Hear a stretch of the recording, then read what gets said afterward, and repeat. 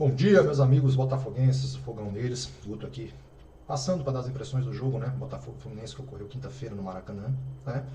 E a palavra que resume o jogo é assustador, né?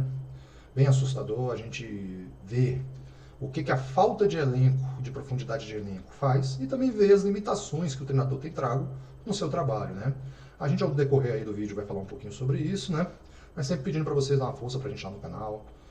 Aparece lá nas lives da galera, da gente. Muitas vezes a gente tem convidados, pessoas que falam dos outros times. Não é uma coisa nichada, é uma coisa para falar de futebol. E a gente conta aí sempre com vocês, tá? Vamos lá, Botafogo e Fluminense.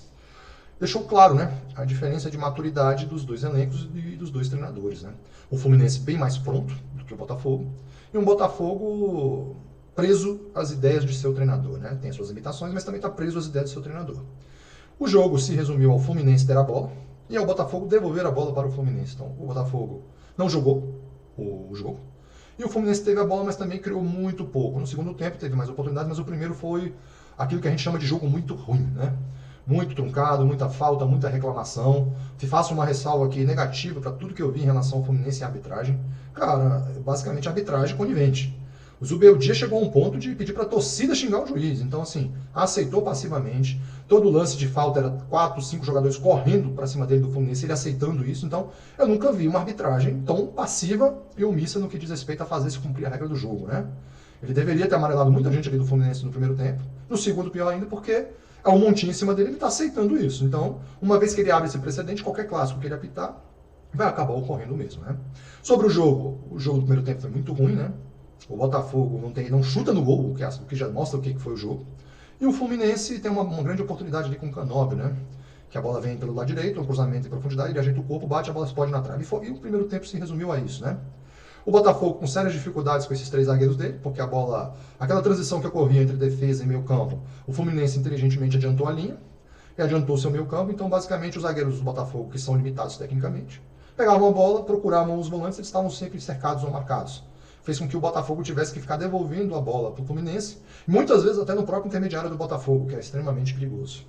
Com o passar do tempo, o Alan machuca e o treinador começa a mostrar os seus defeitos, que eu vou falar logo ali.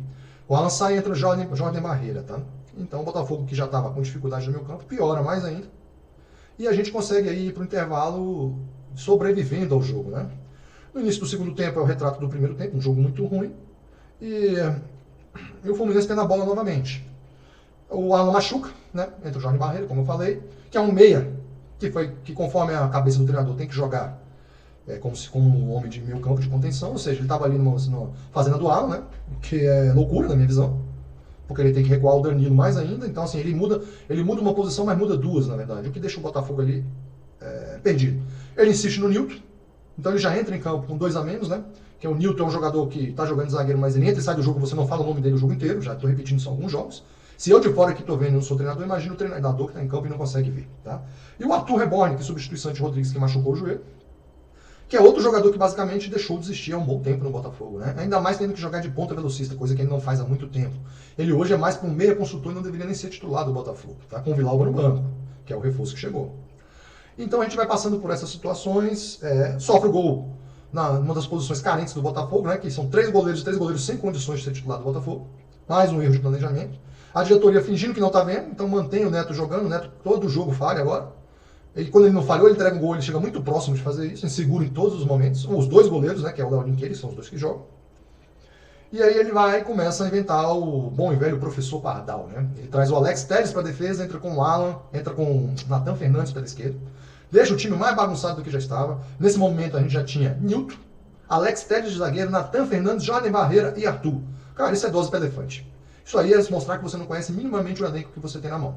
De que você não está sabendo usar. Jogadores esses que foram poupados no jogo contra o Vasco, que são a grande maioria.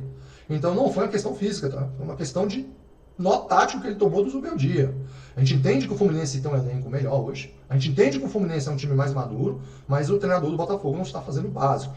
Então o Botafogo toma o gol com uma falha bizonha do Neto, que não consegue encaixar a bola. E depois disso continua o Botafogo no jogo até ser expulso o jogador do Fluminense, o Canóbio na cotovelada não montou, é expulso de campo. E o jogo não muda rigorosamente nada, porque o Fluminense continua sobrepondo o Botafogo no meio campo. E o treinador do Botafogo vai mexer com 20 minutos de jogo, 1 a mais e 3 zagueiros. Então aí você pega mais um erro crasso do treinador do Botafogo, que mostrou que começou o ano muito bem, mas mostra limitações assustadoras para o futuro dele. Se ele continuar com determinadas escolhas ali durante mais algumas rodadas, ele vai ser cobrado e vai acabar sendo demitido. Tá? Ele mexe no Botafogo, tenta empurrar o Botafogo para cima, mas mais uma vez é Telles jogando de zagueiro. Depois ele corrige esse próprio erro dele, tira o Ítalo pela esquerda aqui e vai bagunçando o Botafogo cada vez mais. Né? Então, tá faltando leitura. Um time que não tem nem 2 zagueiros estáveis está jogando com 3, então piorou. Ele não tem enxergado o básico do futebol, que é jogador jogar na sua posição. E ele vai aos poucos mostrando um péssimo trabalho, de um trabalho que começou muito bem, né? Mas o primeiro desafio um pouquinho mais forte, o Botafogo tem sido dominado pelos adversários. E não é um elenco feito para ser 100% dominado durante 90 minutos pelo adversário. Então ele precisa ter alternativa, ele precisa rever os conceitos dele no que diz respeito a esse esquema de jogo dele. Cara, o Botafogo não tem condições hoje de jogar com 3 zagueiros, ele precisa rever isso. E acima de tudo, entender que alguns jogadores têm que sentar no banco, entre eles o Arthur Reborn. O Jordan Barreira não é jogador para não estar pronto, ele não pode entrar no jogo do Botafogo se não for no segundo tempo. Então ele não pode ser utilizado fora de posição, é pior ainda. Pega a base, use a base. O garoto zagueiro tinha ido muito bem no jogo contra o Vasco e ele não usa o atleta. É inacreditável, é inexplicável. Ele não leva o Bastos nem para o banco, porque na cabeça dele ele está preparando o Bastos para alguma coisa. Se o Bastos não vai jogar os jogos importantes do Botafogo, eu não vejo sentido algum. O Bastos contra o Vasco joga 90 minutos e no meio da semana ele prefere botar o Alex Telles de zagueiro. Ele prefere botar o Nilton de zagueiro.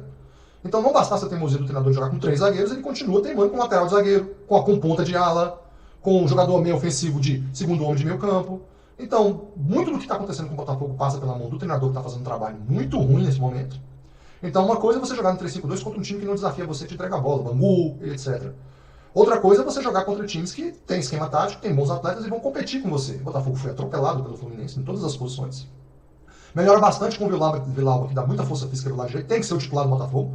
Não me importa se ele chegou agora. Não, o cara tá treinando um mês. O cara, pouco que ficou, fez mais que todos os pontas do Botafogo. Então utiliza o atleta nas suas posições. E outra coisa, se não vai usar ninguém da base depois de usar tanto, manda todo mundo embora. Porque essa base do Botafogo e nada é a mesma coisa, então. Ele, ao ponto de preferir botar Matheus Ponte de zagueiro, Alex Telles de zagueiro, Nilton de zagueiro, cara, leva embora. Manda todo mundo embora. Ou usa. Tem que esperar o cenário positivo para usar. Meu amigo, você não tem o material humano necessário. Trabalhe com o que você tem. Então é isso, meus amigos botafoguenses. Um bom dia a todos. Vamos de carnaval, né? Dá uma força pra gente lá. Salve, fogão neles. E até a próxima, meus amigos.